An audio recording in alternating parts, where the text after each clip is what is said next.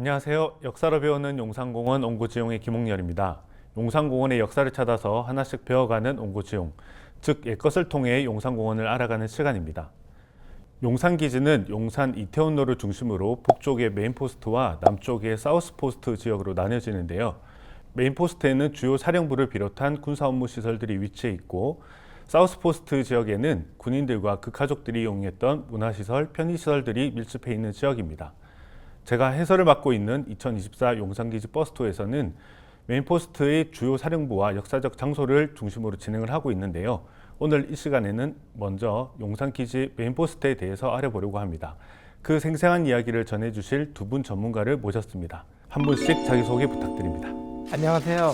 배지대학교 건축학과의 김종원 교수입니다. 안녕하세요. EH9 1호제 하문아 소장입니다. 네, 두 분 용산공원과 특별한 인연이 있다고 들었는데요. 먼저 김종원 교수님부터 용산공원과 어떤 인연이 있으셨습니까?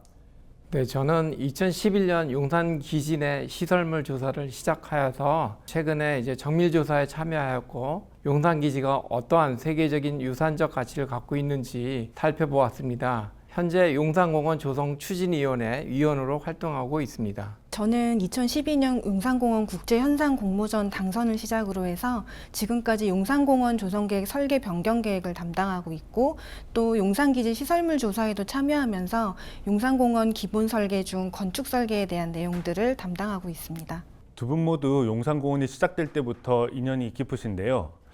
용산기지에 아직 가보지 못하신 분들이 정말 많습니다. 그런 시청자분들에게 여기는 꼭 가봐야 한다라고 할 만한 추천 장소가 있을까요? 그 남대문에서 힐튼 호텔로 올라서서 후암동으로 내려가다 보면 20번 게이트가 나옵니다. 이곳을 지나 용산기지 중앙을 가로지르는 미 8군 도로가 나오는데 그 길을 쭉 밑으로 내려가면 국립중앙박물관이 나옵니다. 이 길을 통해서 용산기지 한강까지 연결되는 옛길인데요. 이 길을 먼저 소개해드리고 싶습니다. 앞으로 이 길이 복원되어서 시민 모두가 이용할 수 있는 보행로로 이용이 되면 좋겠다고 생각을 합니다. 저는 만초천 지류가 있는 연병장 북측길 이야기를 드리고 싶습니다. 여기는 벚꽃길의 대표 명소로 많이 알려져 있기 때문에 아시는 분들도 많지만 사실은 그 한국의 근대사를 집약적으로 보여주는 장소입니다. 일본군이 만든 건물인 주한 미합동 군사업무단 건축물과 그리고 보행교, 한국이 만들었던 미 한미연합사령부 건물, 그리고 미군이 만든 작은 성당이 한눈에 보여지는 그런 장소이기도 해요. 저도 기억을 더듬어 보면 2018년 용산기지 버스투어 진행할 때 한강으로 이어진 도로와 벚꽃길에 대한 기억들이 생각이 납니다. 정말 인상 깊은 장소로 느껴지는데요. 앞으로 용산기지 버스투어를 통해서 많은 분들이 방문해 보실 수 있기를 기대합니다.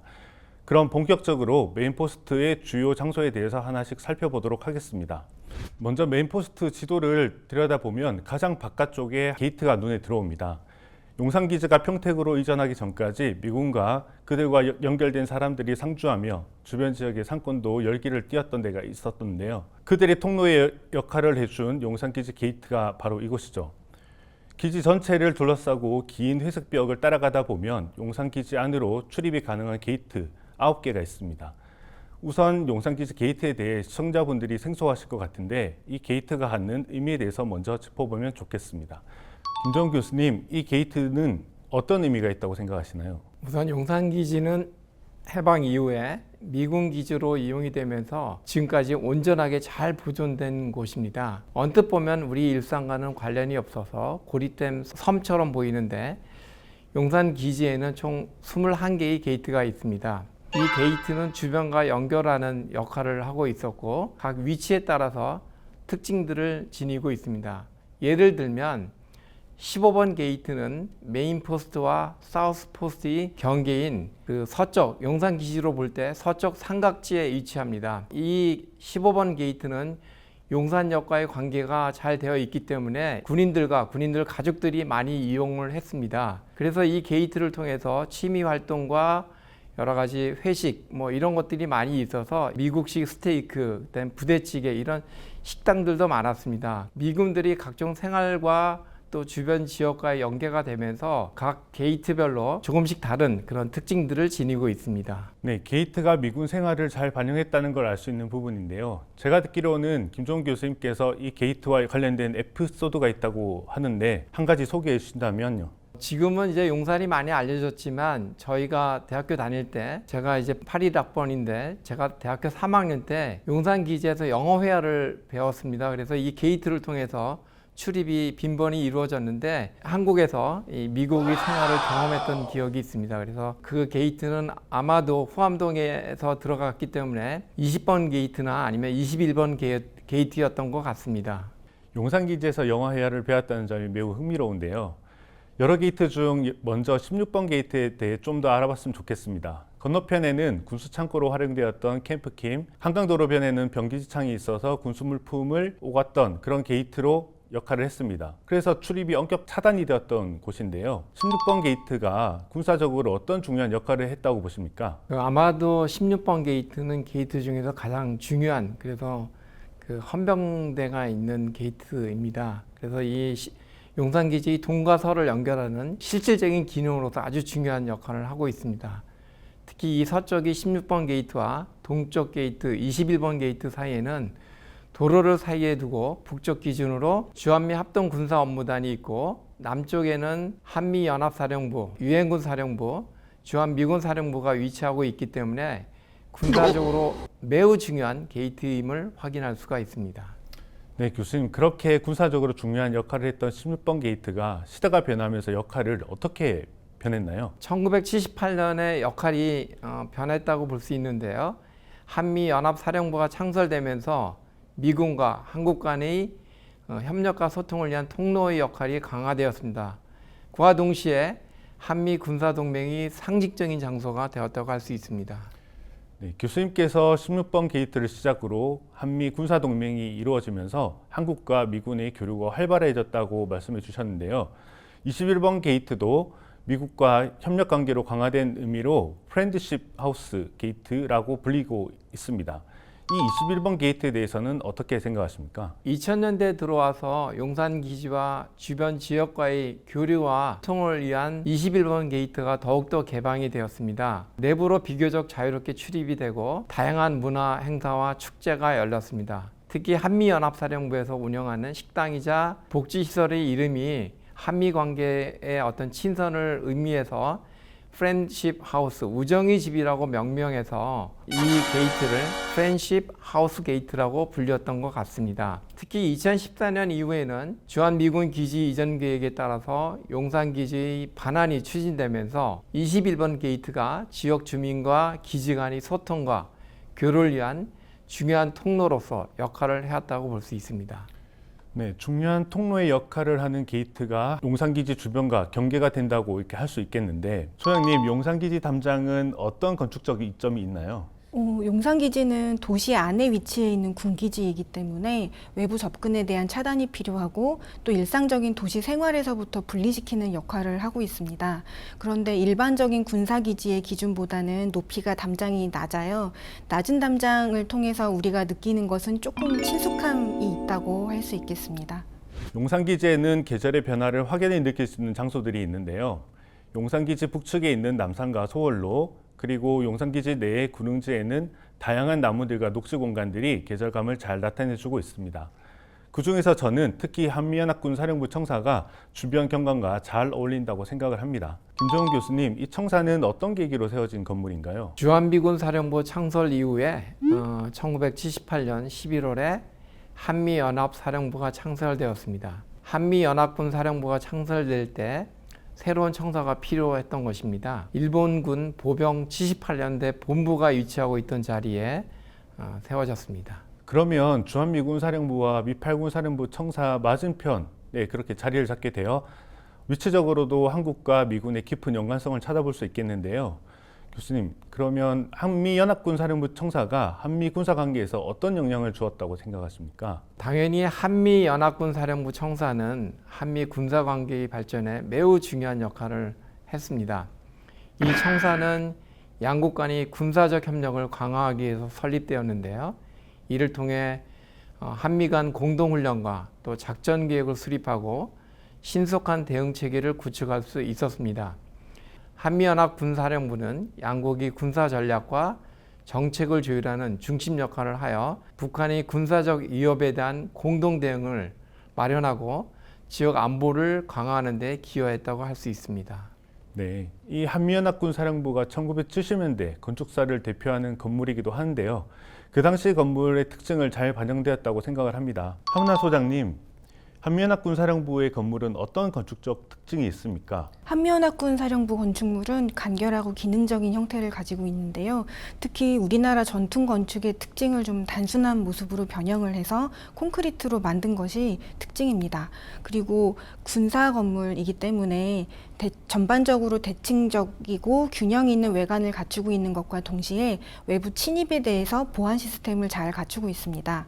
굉장히 두꺼운 벽체와 제한된 출입구 그리고 보안 시설 등이 잘 갖추어진 안전성이 매우 높은 건물이라고 보시면 되겠습니다. 그리고 최고의 사령부 시설인 만큼 보안이 가장 철저했던 건물인데요.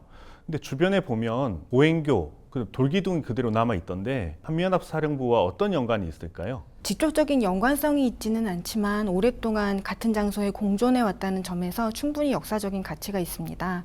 한미연합 사령부가 위치한 이곳은 미8군 사령부 전면에 있는 연병장의 부축 경계 부분인데요.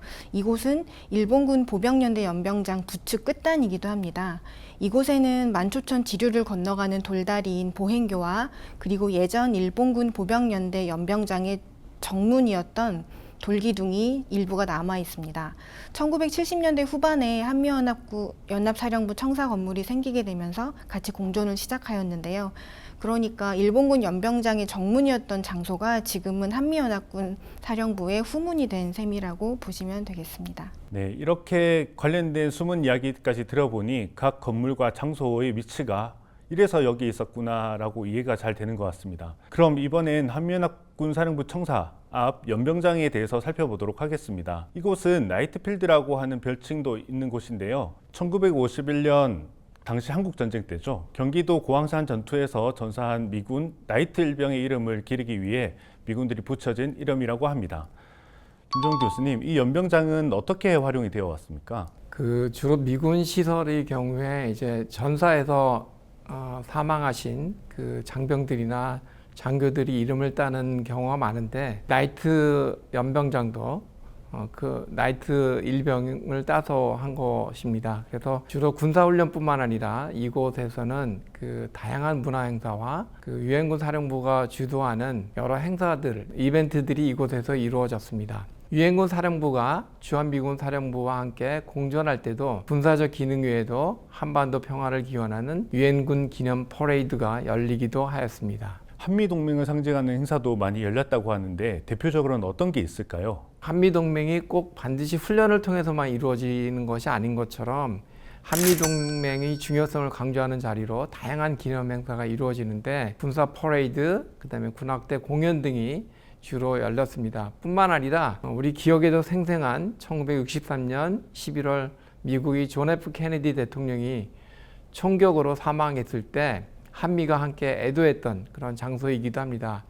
이외에도 한미 정상의 만남이 이곳에서 이루어졌고 국방장관이 방한을 할 경우에 기념행사가 이곳에서 열리기도 했습니다.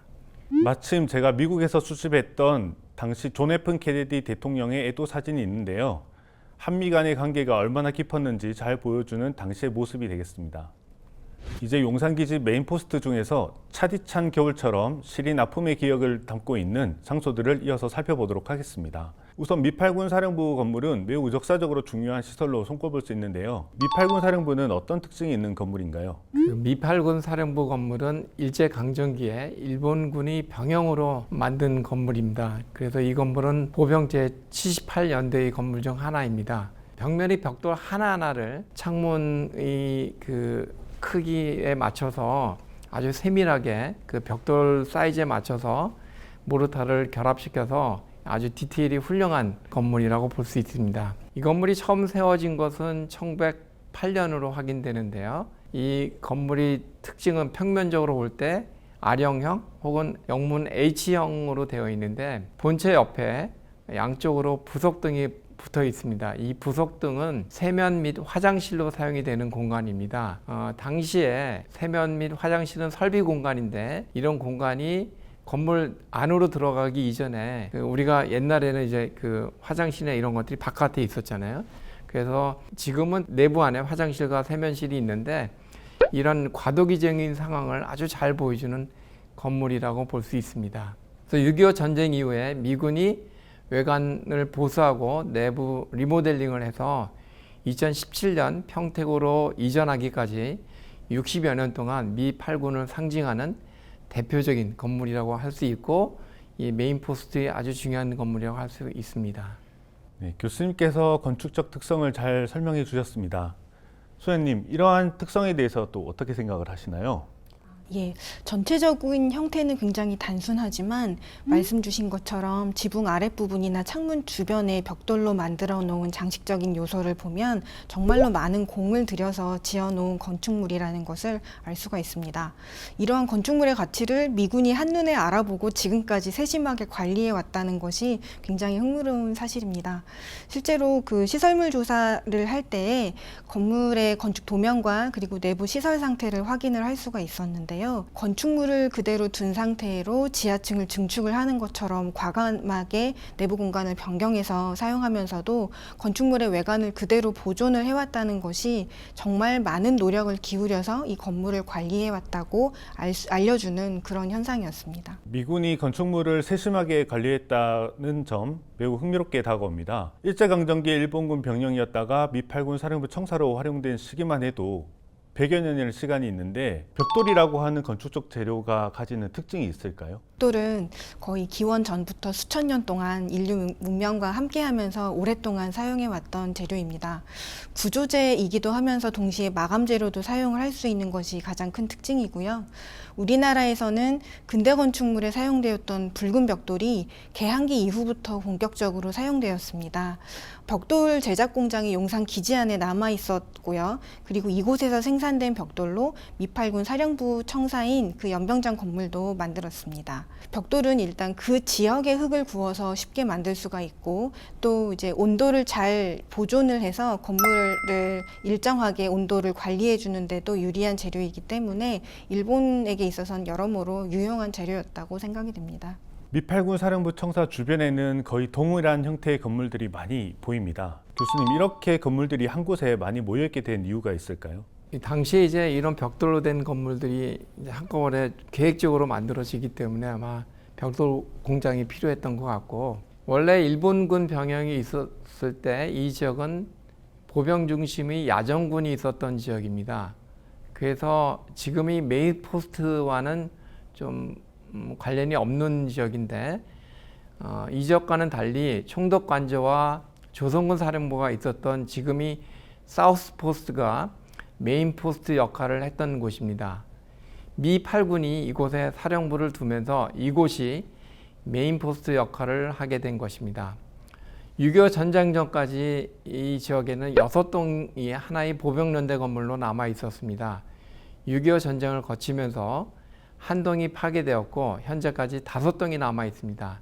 이 6개 동은 그 일본군이 군 체계를 설명해 주는 아주 중요한 배치 구조인데요. 그 한 연대가 3개의 보병대대와 중대급 직할대를 구성하고 있습니다. 그래서 전면과 후면이 2개 동이 하나의 대대를 구성해서 3개 동은 3개의 대대를 구성해서 보여주고 있습니다.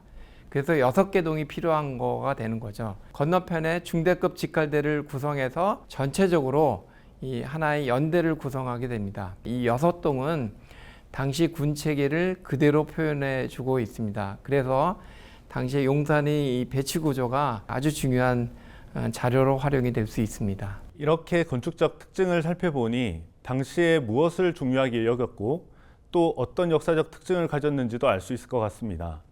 이번에는 주한미 합동군사업무단에 대해서 알아보려고 합니다. 한국군과 미군의 중요 가교 역할을 하고 있는 이곳, 일제강점기부터 한미동맹까지 용산기지의 역사적 장소라고 평가받고 있는 곳입니다. 이렇게 역사적인 시설로 각광받고 있는 이유가 궁금합니다. 미 합동군사업무단은 한국의 정치적, 군사적 변화와 연관되어 있고 이는 한국의 현대사 연구에 중요한 자료가 됩니다. 건축적으로는 이탈리아의 르네상스 팔라조 양식을 표현하면서 용산에 남아있는 건축물 중에서 건축적으로 디테일이 가장 훌륭한 건물 중에 하나라고 생각을 합니다.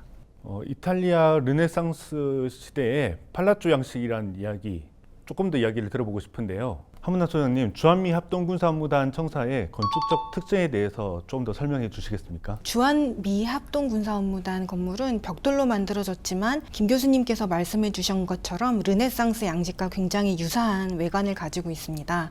육중한 석재로 만들어진 외벽 모양의 저층부, 아치 형태의 창문, 그리고 대칭적으로 이루어진 전체의 모습 등 그 르네상스 양식과 같은 고전적 디자인 요소를 아주 잘 보여주고 있어서 한미 합동 군사 업무단 건축물 자체가 군사시설이지만 문화적인 가치도 굉장히 많이 지닌 건물이라고 할 수 있겠습니다. 당시 일본군들이 이 용산기지를 단순한 기능만 생각한 것이 아니라 예술적으로도 굉장한 공을 들여서 조성을 하였다는 것을 알려주는 또 다른 증거이기도 합니다. 곳곳에 다양한 건축 양식이 적용된 모습이 한국에 있는 또 다른 외국이란 느낌을 주는 것 같아서 색다르게 생각이 듭니다. 이어서 옛 일본군 병기지창에 대해서 알아보도록 하겠습니다. 병기지창은 군사물자와 무기, 탄약을 저장하고 관리하는 시설로 군사작전의 효용성을 높이는 데 가장 중요한 시설이 되겠습니다.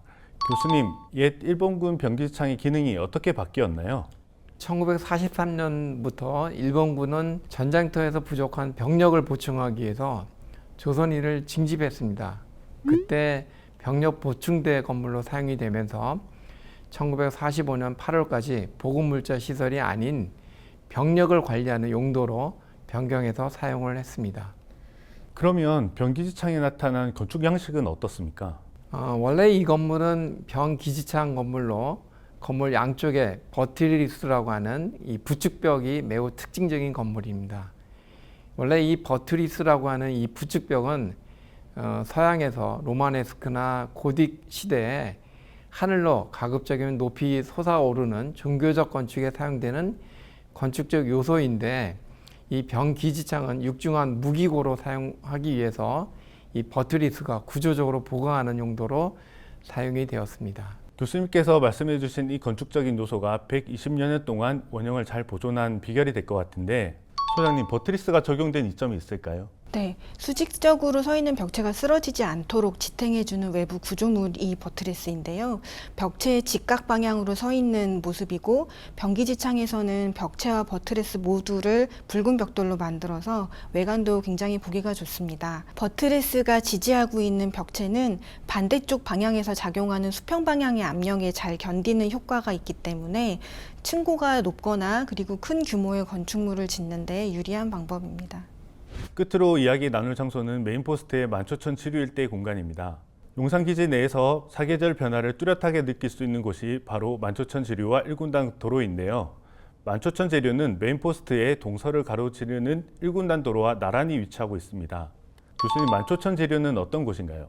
용산기지 메인포스트 16번 게이트와 21번 게이트를 연결하는 1군단 도로를 따라가다 보면 물길이 있습니다. 지금은 한미연합군사령부 북측 일부 구간이 하천으로 남아 있는데요. 원래는 지금처럼 직선으로 된 하천이 아니라 그 남산 지류에서 이 만초천으로 흘러가는 그런 굴곡이 있는 자연 하천이었습니다. 일본군 병영으로 만들어지면서 직선의 하천으로 만들어지게 된 것입니다. 용산 기지 내에 하천이 있어서 사계절의 아름다운 변화를 감상할 수 있다는 게 이 하천이 포인트라고 할 수 있습니다. 곡선에서 직선으로 변경되었다는 이야기를 들어보니 수많은 역사와 시간이 흘렀다는 생각도 듭니다. 이렇게 시간이 흘러 1군단 도로는 벚꽃길로도 유명한데요. 교수님, 1군단 도로의 벚꽃길이 어떻게 만들어졌다고 생각하십니까? 이 벚꽃길이 조성된 것은 언제부터인지 정확한 문헌을 통해서 아직 확인할 수는 없지만, 일제 강점기 때 용산 병영에서 촬영한 영화 병정림에 잘 나타나고 있습니다. 이곳이 일본군 병영이 있었다는 시대적 맥락에서 보면 일제 강점기부터 지금까지 그대로 이 벚꽃길이 남아 있게 된 것이 하천을 따라서 벚꽃길로 남아 있어서 용산 기지 내에서 봄철에 아주 유명한 명소로 남게 된 것이 아닌가 생각합니다. 이러한 만초천 지류가 이후 용산공원으로 조성되었을 때 생각해 보면 소장님 어떤 기대가 있을까요? 일단 공원 내 환경 개선을 할 수 있는 거에 효과가 가장 큰 요소라고 생각합니다. 군사기지라고 하면 일반적으로 삭막한 공간이라는 이미지가 있는데 메인 포스트에 있는 이 만초천 지류 일대는 벚꽃이 만발해 있기도 하고 유일한 물길이기도 합니다. 공원 계획에서는 이 주변에 벚꽃이 만발한 가로를 좀 더 확장을 하고 카페테리아 같은 것들을 계획을 해서 많은 사람들이 방문하기 좋은 장소가 될 거라고 생각합니다. 또 주변에 크고 작은 다양한 수공간을 만들어서 수생식물이 서식할 수 있는 장소를 만들었기 때문에 다채로운 풍경을 보여주는 그런 좀 낭만적인 장소가 될 거라고 생각합니다. 이제 두 분께 마지막 질문을 드리려고 하는데요. 앞으로 용산공원이 어떤 공원이 되었으면 하는지 함 소장님 먼저 말씀해 주시겠어요? 네, 제가 생각하는 공원 조성 과정에 철칙이 있습니다. 용산공원은 건축물을 포함한 많은 역사 문화유산이 주변의 자연환경과 잘 어우러지는 방식으로 조성이 되어야 하는데요. 이러한 방식은 그동안은 국내에서 시도된 적이 없었기 때문에 공원을 만들어가는 과정 자체가 많은 새로운 시도들이 필요하다고 볼 수 있습니다. 앞으로도 긴 시간 동안 다양한 분야의 전문가들의 협업이 잘 이루어져 나가게 되기를 바라고 있습니다. 네, 좋은 말씀 감사합니다. 김 교수님께서도 용산공원에 바라시는 점이 있다면요. 네, 제가 얼마 전에 샌프란시스코의 프레시디오 공원을 다녀왔습니다. 그곳 역시 군사시설이 있었던 곳을 공원으로 바꾸었는데요.